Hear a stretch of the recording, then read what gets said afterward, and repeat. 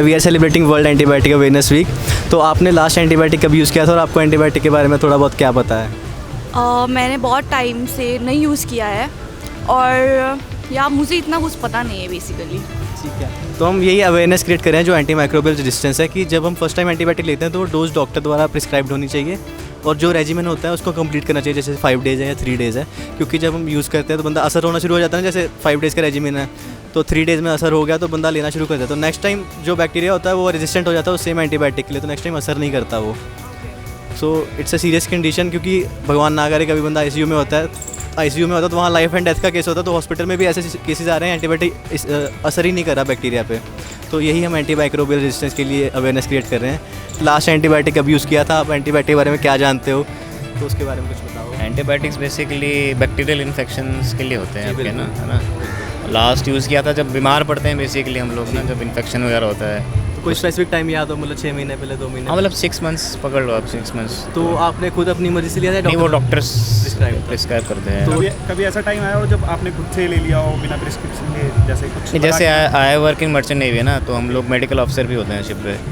तो हम लोग को बताया जाता है कि जैसे अगर कोई बीमार है हमारे शिप में क्रू, तो we prescribe ourselves only, क्योंकि हमको थोड़ा बहुत नॉलेज रहता है इस चीज़ का ना। तो इन्फेक्शन हो गया है, बैक्टीरियल इन्फेक्शन है, तो हम एजिथ्रोमाइसिन दे दिया उनको, अमोक्सिसिलिन दे दिया। तो आप प्रेफर करते हो कि जो डोज है जैसे 3 डेज़ का एजिथ्रोमाइसिन का, तो वो कंप्लीट हो या 3 to 5 डेज़। Yes. तो 3 डेज़ में अगर आप फ़र्क पड़ेगा तो ठीक है, नहीं तो 5 डेज़ तो अपने रखना है उसको ना। आपको एंटीबायोटिक्स के बारे में क्या पता है, लास्ट कब यूज़ किया था?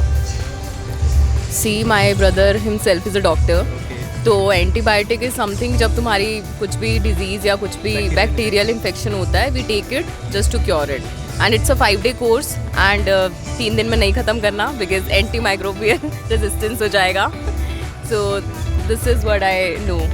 हम अवेयरनेस भी AMR के रिगार्डिंग ही कर रहे हैं कि एंटी माइक्रोबियल रेजिस्टेंस है जो, तो कि जो हमारा डोजेज रेजिमेन है वो पूरा कंप्लीट करो। तो आपने एंटीबायोटिक का लास्ट कब यूज़ किया था? 2 महीने 4 महीने कुछ ऐसा? मे बी 5-6 महीने पहले। ठीक है, तो वो डॉक्टर द्वारा प्रिस्क्राइब था या आपने कुछ? डॉक्टर द्वारा प्रिस्क्राइब था। तो जो भी डोज थी आपने कंप्लीट करी थी, जितने दिन की भी थी? हाँ जी। ठीक है, तो हम यही अवेयरनेस क्रिएट कर रहे हैं कि जो आजकल चल रहा है एंटी माइक्रोबियल रेजिस्टेंस, कि जब हम असर शुरू होना लगता है तो बंदा दवाई खानी बंद कर देता है, तो नेक्स्ट टाइम फिर उसका असर नहीं होता। तो ये एंटीबायोटिक्स के केस में ज़्यादा हो रहा है। तो अच्छा लगा आपसे मिलके कि आप पहले ही अवेयर हो। आप एंटीबायोटिक के बारे में क्या जानते हो और आपने लास्ट कब यूज़ किया था?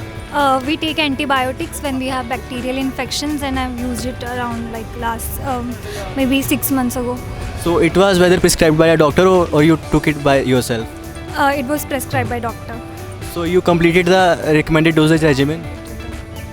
Yeah, I completed that. Okay, so dose should be completed because if the dose is not completed, it creates antimicrobial resistance. So next time the same medicine do not works for that particular bacteria.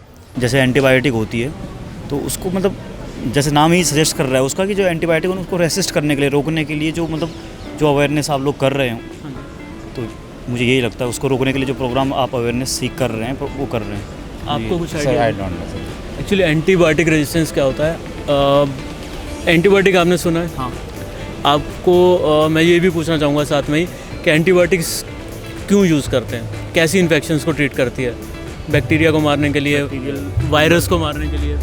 Bacterial जो infections होती हैं, antibiotic जो हमारी body जिसको resist ना कर सके उस चीज़ के लिए हम यूज़ करते हैं। तो बेसिकली एंटीबायोटिक्स सिर्फ बैक्टीरियल इन्फेक्शन के लिए यूज़ होते हैं, फंगल के लिए जैसे आपने बोला, वायरल के लिए वो यूज़ नहीं होते। तो लेकिन अब होता क्या है कि जब ओवर यूज़ हो जाता है, अगर हमें ज़रूरत नहीं है और फिर भी हम यूज़ कर रहे हैं, एंटीबायोटिक खा रहे हैं, ले रहे हैं बिना डॉक्टर को दिखाए, प्रिस्क्रिप्शन के बिना, ओवर द काउंटर ख़रीद के, तो ओवर यूज़ होने से और मिस यूज़ होने से एंटीबायोटिक रेजिस्टेंस हो जाती है। इसका मतलब है कि जो बैक्टीरिया बॉडी के अंदर भी हैं, कुछ गुड बैक्टीरिया भी हैं, वो रेजिस्टेंट हो जाते हैं। अब एंटीबायोटिक उनको मार नहीं पाती, कभी इन्फेक्शन होती है तो भी एंटीबायोटिक काम नहीं कर पाएगी। इसको बोलते हैं एंटीबायोटिक रेजिस्टेंस। तो आपसे हम यही रिक्वेस्ट करेंगे कि एंटीबायोटिक्स जब डॉक्टर प्रिस्क्राइब करें, जिस अमाउंट में, जिस डोज में, जितनी ड्यूरेशन के लिए प्रिस्क्राइब करता है, तो प्लीज़ उसी के अकॉर्डिंग लो।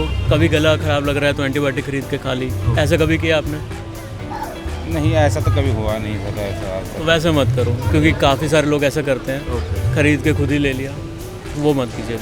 ठीक है, तो अवेयरनेस इसी के रिगार्डिंग है एंटी माइक्रोबियल रेजिस्टेंस, ताकि जो भी डोजेज हो, एक तो डॉक्टर द्वारा प्रिस्क्राइब्ड पर्टिकुलर एंटीबायोटिक जो हर एक इंडिविजुअल अलग है उसके लिए, वो वो प्रिस्क्राइब्ड एंटीबायोटिक हो और जो डोजेज है रिकमेंडेड उसके लिए तो वो कंप्लीट हो। ऐसा नहीं कि घर में एंटीबायोटिक पड़ा है, मेरा पड़ा है तो मेरी वाइफ ने ले लिया या कुछ भी, या मेरे को 5 दिन का लिखा है तो मैं 5 दिन कंप्लीट करूँ उसको। हाँ, वो डिसीजन मेकर डॉक्टर ही है, इसीलिए कह रहे हैं कि जो डॉक्टर प्रिस्क्राइब करे डॉक्टर द्वारा प्रिस्क्राइब्ड हो और जो डोजेज हो उसको कंप्लीट करें। Right, because what we do is that doctor prescribes that it is for 7 days or for 10 days, and we are like, okay, it's after 4 days, you're fine, like, okay, let it be like that, and then immunity gets weaker and weaker than later than that. So I think that's a good good initiative. हम plea charitable trust से हैं। अभी world AMR awareness week चल रहा है। Basically antibiotics का आपको idea होगा, नाम सुना होगा आपने जी। तो एंटीबायोटिक रेजिस्टेंट हो जाती हैं, इसका मतलब कि बैक्टीरिया जिसको मतलब ट्रीट करने के लिए एंटीबायोटिक देते हैं वो बैक्टीरिया ट्रीट नहीं होते उस एंटीबायोटिक से। तो आप से हम समझना चाहेंगे कि आप क्या जानते हो कि एंटी माइक्रोबियल रेजिस्टेंस या AMR क्या होती है? आपने सुना है कभी टर्म? नहीं, इसके बारे में नहीं। अच्छा, एंटीबायोटिक्स के बारे में आपको आइडिया है? एंटीबायोटिक जो बीमारियों के लिए होता है सर, एंटीबायोटिक जैसे कोरोना में होता है एंटीबायोटिक वो। ठीक है, तो मतलब आपने कोरोना में एंटीबायोटिक्स ली थी, आपको क्योंकि कोरोना एक वायरल इन्फेक्शन थी आप जानते हैं, तो आपको क्या लगता है कि एंटीबायोटिक्स वायरल इन्फेक्शंस को ठीक कर पाती हैं? मोस्ट प्रोबेबली सर कर ही देती है। बाकी मैंने अभी थोड़े दिनों पहले न्यूज़ में सुना था कि अभी जो मेडिसिन आ रही हैं उनमें भी मिलावट हो रही है। नहीं, देखो, मिलावट एक सेपरेट थिंग है, वो क्वालिटी इश्यूज़ हैं, वो एक अलग चीज़ है। बट अगर हम कॉन्सेप्ट की बात करते हैं तो मैं आपसे ये बताना चाहूँगा कि एंटीबायोटिक्स सिर्फ बैक्टीरिया को किल कर पाती है, वो वायरल इन्फेक्शंस में काम ही नहीं करती है। तो नॉर्मली कभी आपका गला ख़राब हुआ, हल्का फुल्का खराश है, तो नॉर्मली वो वायरल होती हैं। तो क्या आपने कभी ऐसा गला ख़राब हुआ तो उसमें एंटीबायोटिक लिया? ली होंगी शायद, अब तो काफ़ी टाइम हो गया, हुआ नहीं, पहले लेता था। तो इससे क्या होता है कि जहाँ एंटीबायोटिक काम नहीं करती वहाँ भी लेते हैं तो एंटी माइक्रोबियल रेजिस्टेंस हो जाती है। अब एक सिचुएशन आप एज्यूम करो कि ICU में कोई पेशेंट है ना, और उसको एक ऐसी इन्फेक्शन होगी जिस पे एंटीबायोटिक काम नहीं करती, तो वहाँ लाइफ एंड डेथ की सिचुएशन है। तो इसीलिए आपसे हम रिक्वेस्ट करेंगे कि एंटीबायोटिक जब डॉक्टर प्रिस्क्राइब करे जितना करे उतना ही लो, क्योंकि doctor is the right person जो आपको प्रिस्क्राइब कर सकता है। उसे पता है कि कौन सी एंटीबायोटिक देनी है, कितनी अमाउंट में देनी है, कितनी डोज देनी है। ठीक है, so thank you for your time. Thank you sir, thank you so much. Thank you.